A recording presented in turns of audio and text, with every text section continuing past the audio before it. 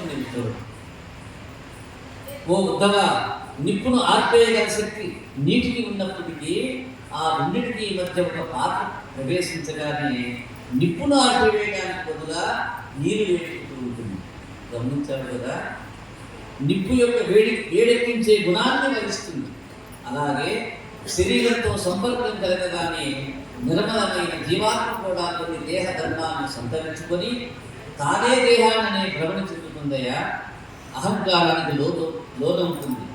రజోగుణంతో కూడి విషయ భోగాన్ని అనుభవించాలని చెప్పి కాంక్షిస్తుంటుంది. వివేకం గలవాడు విషయ లోలలాసంలోనూ ప్రలోభాలను పడకుండా నిగ్రహించుకొని చిత్తాన్ని పరమాత్మ ఎందు లగ్నం చేసుకుని ధ్యానిస్తాడని చెప్పి ఉద్ధవుడికి పోలిస్తూ ఉన్నాడు. ఇది హంసగీత అన్నట్టు. ఉద్ధవుడు మరలా అడుగుతూ ఉన్నాడు భగవంతుని, వేదవేత్తలైన ఋషులు ధర్మార్థ కామములైన శ్రేయస్సును పొందడానికి కొన్ని వైదిక కర్మలను చేయాలంటారు కదా స్వామి, మరి నీ యొక్క బోధ ప్రకారంగా నీ పాదపద్మాల యొక్క భక్తి కలిగి ఉంటే చాలు మోక్షాన్ని ఇస్తానని చెప్పి అన్నారు. మరి కర్మ మార్గం ఉత్తమమా, భక్తి మార్గం ఉత్తమమా, ఏది ఎక్కువ ఫలాన్ని ఇస్తాయని చెప్పి అడిగాడు. అప్పుడు అంటూ ఉన్నాడు భగవంతుడు, ఓ ఉత్తమ, ప్రళయం అప్పుడు అన్నిటితో పాటు వేదాలు కూడా లభిస్తాయి. పునఃసృష్టిలో బ్రహ్మను సృష్టించి అతనికి వేదాలను ఉపదేశిస్తాడు. వేదాలలో సనాతన ధర్మం ఉన్నదయా, ఆ ధర్మం నా యొక్క స్వరూపమే. బ్రహ్మ వేదాలను సొంత ఋషులకి స్వయంభూమికి చెప్తాడు. వారి నుండి వారి పుత్రులు దేవ దానవ మానవ గుహ్యకాదులను గ్రహిస్తారు.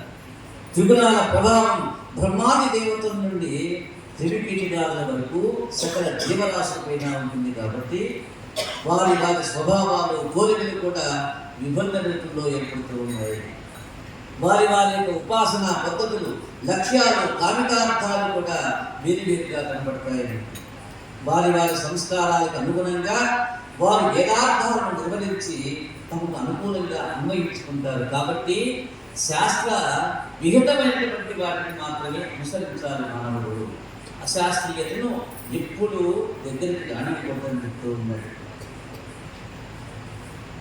ఈ విధంగా అనేక రకాల యోగాల గురించి ఉద్ధవునికి బోధించాడు కృష్ణ పరమాత్ముడు.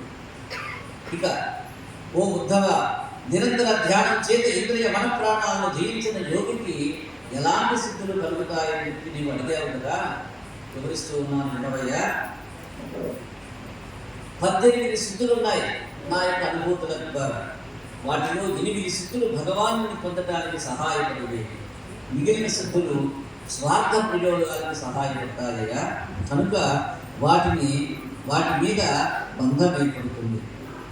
ఆ యొక్క 8 సిద్ధులు చెప్తాను. పరమాత్మ పొందడానికి సిద్ధులకి అనిమ అన్నాడు మొదటి సిద్ధి, రెండవది మహిమ అన్నాడు, మూడవది లఘిమ అన్నాడు, నాలుగవది గరిమ, ఐదవది ప్రాప్తి, ఆరవది ప్రాగాంగము, ఏడవది ఈసిత్వము, 8వది వసిత్వము. ఈ యొక్క అనిమ సిద్ధి ద్వారా దేహాన్ని అణుపరిమాణానికి తగ్గించవచ్చు. అలాగే మహిమ ద్వారా దేహాన్ని మహాద్భుత పరిణామానికి పెంచవచ్చు. లఘిమ అనేటువంటి సిద్ధి ద్వారా అతి తేలికైపోవచ్చు శరీరాన్ని. గరిమ అనేటువంటి పద్ధతి ద్వారా అతి బరువుని పొందవచ్చు. ఇక ప్రాప్తి ద్వారా ఇతర జీవులు పొందే అనుభవాలతో సంబంధం ఏర్పరచుకోవచ్చు. ప్రాకామ్యం అన్నాడు ఆరవది, పరిలోకాలలో లభించే సుఖాలను అనుభవించేటువంటి శక్తి ఈ సిద్ధి ద్వారా పొందవచ్చు. ఏడవది ఈశత్వం అన్నాడు, తన సంకల్పానికి అనుగుణంగా ఇతరులను ప్రవర్తింపజేయగలగడం యొక్క సిద్ధి ద్వారా కలుగుతుందని చెప్పి చెప్తూ ఉన్నాడు. ఈ విధంగా అనేక రకాల విషయాలను బోధిస్తూ ఆ యొక్క ఉద్ధవునికి అనుభవం చేశాడు భగవంతుడు. వర్ణాశ్రమ ధర్మాల గురించి అడిగాట మరలా ఉద్ధవుడు. స్వామి, వర్ణాశ్రమ ధర్మాన్ని ఆచరిస్తూ నిన్ను ఆరాధించేటువంటి వాళ్ళు సద్గతిని పొందుతారని చెప్పారు కదా స్వామి. ఆ యొక్క వర్ణాశ్రమ ధర్మాల గురించి వివరించడానికి ప్రార్థిస్తే, కృతయుగంలో హంస అనేటువంటి వర్ణం ఒకటి ఉండేదయా ఓ ఉద్ధవ. వారికి ఆచరించవలసిన ధర్మాలు ఏమీ ఉండేవి కాదు. బ్రహ్మజ్ఞానంతోనే జన్మించేవారు వాళ్ళు. ఆ యుగంలో అందరూ కృతకృత్యులే కనుక ఆ యుగాన్ని కృతయుగం అన్నారయా. అప్పుడు ప్రణవం ఒక్కటే విధంగా ఉండేది. ఇక రెండో మంత్రాలు ఈ యొక్క ఉపనిషత్తులు అనేటువంటి లేవు ఆ యొక్క యుగంలో, అందరూ వృద్ధులయ్యేటువంటి వాళ్ళు కాబట్టి. ఇక తరువాత త్రేతాయుగంలో నా హృదయంలో ఉన్న ప్రణవమే రుక్ యతు సామ వేదాలే ఆవిర్భవించాయి. అప్పుడే హోద, అర్థవ్యులు, ఉద్గాత అనేటువంటి ముగ్గురు ఋత్వికుల చేత నిర్వహించబడే యజ్ఞకర్మ ఆరంభమైంది. ఆ వేదాలు యజ్ఞము కూడా నా యొక్క ప్రకాశమే. అనిరుద్ధమనే అనబడేటువంటి నా యొక్క విరాట్ రూపం నుండి చతుర్ముఖ బ్రహ్మ ఉద్భవించాడు. విరాట్ పురుషుని హృదయంలో నుండి ఉద్భవించిన మనుష్యులు జ్ఞాన సంపన్నులై అధ్యయన ప్రవచన విద్యా వ్యాప్తి శీలులై అయిపోయినారయా అంటూ ఆ యొక్క చతుర్వర్ణాల యొక్క విశేషత్వాలను వివరించాడు. వర్ణ ధర్మాన్ని చెప్పాడు. క్షత్రియ వైశ్య శూద్రులు ఎలా ప్రవర్తించాలో వివరించాడు. ఈ విధంగా సకల విజ్ఞానాన్ని ఆ యొక్క ఉద్ధవునికి బోధించి తరువాత భగవానుడు ఆ యొక్క ఉద్ధవునికి కర్మ జ్ఞాన భక్తి తత్వాన్ని ఉపదేశించాడు. ఆ తరువాత కాలంలో వేదాల అంతరార్థము, వాటి యొక్క తత్వాలు, జనన మరణ వలయాలు ఆ యొక్క ఉద్ధవునికి ఉద్బోధించాడు కృష్ణ భగవానుడు. ఆ తర్వాత భిక్షుగీత అనేటువంటి దాన్ని బోధించాడు. సాంఖ్యయోగాన్ని వివరించాడు. త్రిగుణాల గురించి సవివరంగా తెలియజేశాడు. ఆ విధంగా భగవానుడు ఉద్ధవునికి విశేషమైనటువంటి క్రియాయోగాలు ఉపదేశించిన తర్వాత ఇక నీవు ఉత్తర దిక్కుగా పయనించమని చెప్పి ఆదేశించాడు. శుకయోగి పరంపరగా చెప్తూ ఉన్నాడు. యాజ్ఞవల్క్యుడు సమవేశిలా చెప్తూ ఉన్నాడు. ద్వారంలో కొన్ని విపత్ప్రభావం సంభవించే సూచనలు కల్పిస్తూ ఉన్నాయా ఎటవున్నారా? ఇక్కడ ఉండటం క్షేమం కాదు. స్త్రీలు, వృద్ధులు, బాలికలు దగ్గరలో ఉన్న శంఖోద్ధార క్షేత్రానికి వెళ్ళిపోండి. మీరంతా కూడా పురుషులందరూ ప్రవాహ తీర్థానికి వెళ్తారు.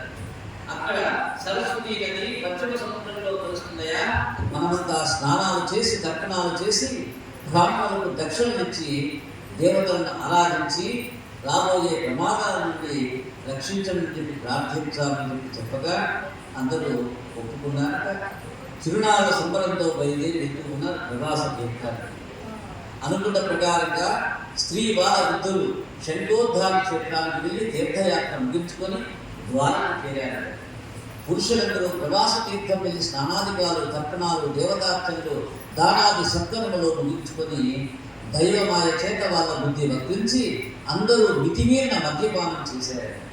మత్తెక్కి గుండు మరిచి పొగలెక్కి చిన్న చిన్న వాదులాటలతో ప్రారంభించి పరస్పరం కలిగించుకోవడం మొదలుపెట్టారు. అది చిరిగి ఘోర యుద్ధంగా మారిపోయింది. గదలతోటి, బల్లాలతోటి, ఖడ్గాలతోటి, ధనుసులతోటి కొట్టుకోవడం మొదలుపెట్టారు. కృష్ణుని పుత్రుడు కూడా పరస్పరం కొట్టుకోవడం మొదలుపెట్టారు. కృష్ణులు, భోగులు, అంధకులు, సాత్వగతులు, మధురులు, క్రూరులు మొదలైన అన్ని వర్గాల వారు పోరాడుతున్నారు. ఆయుధాలని విడిపోయే చేతులు తప్ప ఇక ఏమి వారి చేతిలో ఉండదు. అటు ఇటు చూస్తే దగ్గరలో వృక్షాలేమి కనబడిన ఏపుగా తిరిగిన రెండు గట్టి కనిపించింది. ఆ గట్టి వాడైన వృక్షం కట్టడాలాగా ఉన్నాయి. వాటిని వీటి కొట్టుకోవడం మొదలుపెట్టారు. గతంలో మునుల శాపం చేత పుట్టి చూర్ణం చేయబడిన సముద్రంలో ఉన్న ముసలము యొక్క చూర్ణమే నిలుగట్టుగా కూర్చుంది. తీరమంతా వ్యాపించి యాదవుల్ని అంతం చేసే ఆయుధాలుగా పరిణమించాయి. యాదవులపై మాయ పూర్తిగా ఆవేశించడం చేత వారు భావించడానికి అడ్డపడిన బలరామకృష్ణులు కూడా వారు లెక్క చేయలేదు. ఈ విధంగా ఇది వశాన ఆ యొక్క యాదవులందరూ ఒకరినొకరు చంపుకున్నారు. అంతా నశించిపోయినారు. బలరాముడు సముద్ర తీరాన్ని కూర్చొని స్వస్వరూపాన్ని ధ్యానించుకుంటూ ఉన్నాడు. మానవ దేహాన్ని విడిచిపెట్టి సంకర్షణమాయకు దేహమైపోయాడు. బలరాముని యొక్క నిష్క్రమంతో భూభారం పూర్తిగా తొలగిపోయి తన అవతార కార్యం ముగియడంతో కృష్ణ భగవానుడు ఒక రావి చెట్టు మొదల దగ్గర కూర్చొని వీపుని చెట్టుగాంచి తన ఎర్రని అరవిందాల్లాంటి ఎడమ పాదాన్ని కుడి తొడపైన పెట్టుకొని పడుకొని ఉన్నాడు. చతుర్బాహుడై చీకటిని పాలకులోనే సూర్యుడిలాగా తేజస్వయ్యే విరాజిల్లుతూ ఉన్నాడు ఆ యొక్క స్వామి. మకర కుండలాలు, కౌస్తుభమణి, శ్రీవత్స చిహ్నము, వైజయంతి మాల, పట్టు పీతాంబరాలు ధరించిన స్వామి నిజ రూపంతో చిన్మయహాసం చేస్తూ ఉన్నాడు. శంఖము, గద, చక్రాది ఆయుధాలు తమ యొక్క దివ్య స్వరూపాన్ని దాల్చి స్వామికి రెండు ప్రక్కలా నించుని ఉన్నాయి. కుడితొడపై కదులుతున్న ఎర్రని పాదాన్ని దూరం నుండి చూసిన జరా అనేటువంటి ఒక బోయవాడు దాని యొక్క లేడి ముఖానికి భావించాడు. అలా భావించి బాణం వేస్తే అది స్వామివారి యొక్క పాదాలను కూర్చుకున్నవాడు. ముసలాన్ని అడగదేగా మిగిలిన త్రికోణాల ముక్క జరగచ్చి పెట్టిన బాణానికి ములుగుగా అమర్చబడి ఉన్నది ఆ యొక్క సమయంలో.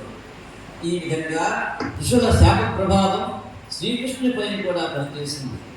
బోయవాడు స్వామి చెంతకు వచ్చి తాను చేసిన ఘోర కృత్యానికి భయపడి ఏడుస్తూ స్వామి పాదాలపై పడి తనని రక్షించమని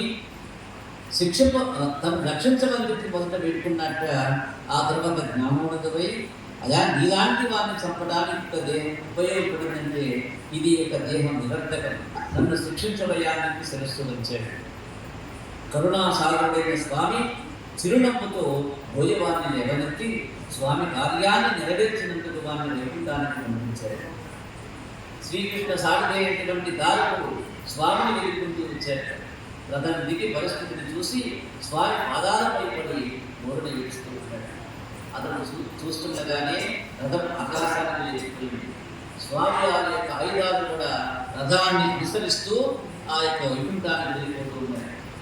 శ్రీకృష్ణుడు దారితో అన్నట్టు నీవు ద్వారికి వెళ్ళిపో వెంటనే యాదవ పురుషులందరూ నశించారని, బలరాముడు దేహత్యాగం చేశాడని, నేను కూడా నిష్క్రమించానని, నేను వెళ్ళిన వెంటనే ద్వారకకు సముద్రం ముంచి వేస్తుందని, ద్వారకలో మిగిలి ఉన్న స్త్రీ బాల వృద్ధులందరూ అర్జునుని యొక్క రక్షణలో అతని సహాయంతో ద్వారకను విడిచి ఇంద్రప్రస్థానికి వెంటనే వెళ్ళిపోవాలని చెప్పి నా వార్తగా తెలియచేయవయా అని చెప్పి ఆ యొక్క దారుడికి వివరించాడు. దారుడు వెళ్ళిన తర్వాత చతుర్ముఖ బ్రహ్మ, పార్వతి, పరమేశ్వరుడు, ఇంద్రాది దేవతలు, మరీచాది ప్రజాపతులు, సిద్ధులు, గంధర్వులు మొదలైన వారందరూ స్వామి దగ్గరికి వేయించేశారు. పుష్ప వృషాలు కురిపించారు. స్వామి యొక్క లీలా గుణ వైభవాన్ని గానం చేశారు. స్వామి అందరినీ గౌరవించి చందు పోసుకున్నాడు. నిజ శరీరంతోనే అంతర్ధానమై వైకుంఠధామానికి వెళ్ళిపోయాడట కృష్ణ పరమాత్ముడు. ఓం నమో భగవతే వాసుదేవాయ, శ్రీకృష్ణ పరమాత్మనే నమః, హరి ఓం తత్సతు అంటూ అక్కడ ఉన్నటువంటి దేవతాగణంతా స్వామివారిని ధ్యానం చేస్తూ ఉన్నారు. స్వామితో పాటుగా భూమి నుండి సత్యము, ధర్మము, ధైర్యము, కీర్తి, శ్రీ కూడా దృశ్యమైపోయింది. బ్రహ్మాది దేవతలంతా లోకాలకు వెళ్ళిపోయినారు. స్వామి యొక్క లీలా విలాసాలని బ్రహ్మాదులు కూడా తెలుసుకోలేరు. ద్వారకు చేరాడు తారకుడు. ఉగ్రసేన వసుదేవుడికి కృష్ణుని యొక్క సందేశాన్ని తెలియజేశారు. ద్వారకంతా శోకంలో మునిగిపోయింది. అందరూ ప్రవాసానికి వెళ్ళి తమ తమ ప్రియుల యొక్క శరీరాలపై పడి వినిపించడం మొదలుపెట్టారు. వసుదేవుడు, దేవకి, రోహిణి తమ బలరామకృష్ణుడు లేరని, ఈ యొక్క బ్రతుకు నిరంతరమని ప్రాణాలు చేసేశారు. బలరామకృష్ణుల భార్యలు చాలామంది చితుల్లో పడి కలుపు సాధించారు. పతుల వియోగాన్ని గ్రహించలేని యాదవుల యొక్క భక్తులు సహగమనం చేశారు. అర్జునుడు అందరికీ అంత్యక్రియలు జరిపించాడు. భగవాను కురుక్షేత్ర రణరంగంలో చేసిన ఉపదేశాన్ని మనం చూసుకొని తన ప్రియసకుడు స్వామి అయిన కృష్ణుని యొక్క వియోగ ద్వారాలను కట్టుకొని తనపై ఇచ్చిన కర్తవ్యాన్ని నిర్వర్తించడానికి కోరుకున్నాడు. ద్వారకలో మిగిలి ఉన్న స్త్రీ బాల వృద్ధుల్ని తోడుకొని ఇంద్రప్రస్థానానికి బయలుదేరాడట. వారు వెళ్ళగానే ద్వారక సముద్రం నుంచి వేసింది. ఒక్క కృష్ణభవనం తప్ప అన్నీ నశించాయి. మిగిలి ఉన్న వజ్రుడు అనేటువంటి అనురుద్ధ పుత్రునికి యాదవ రాజ్యం పట్టం కట్టారట. ఓ పరీక్షణ్ మహారాజా, నీ తాతగారు నీకు పట్టం కట్టి హిమాలయానికి వెళ్ళిపోయానయ్యా, అక్కడి నుండి పరంధామానికి చేరుకున్నారు. ఓ రాజా, ఈ దివ్య మంగళ చరిత్రను ఎవరైతే వినిపించి మరణం చేసుకుంటారో ఆ కృష్ణుని యందు భక్తిని పొంది పరమానందాన్ని, ఇహపర సౌఖ్యాన్ని పొందుతారని చెప్పి శుక మహర్షి పరీక్షుడికి బోధ చేశాడు. జయరమారమణ వాసుదేవ వాసుదేవ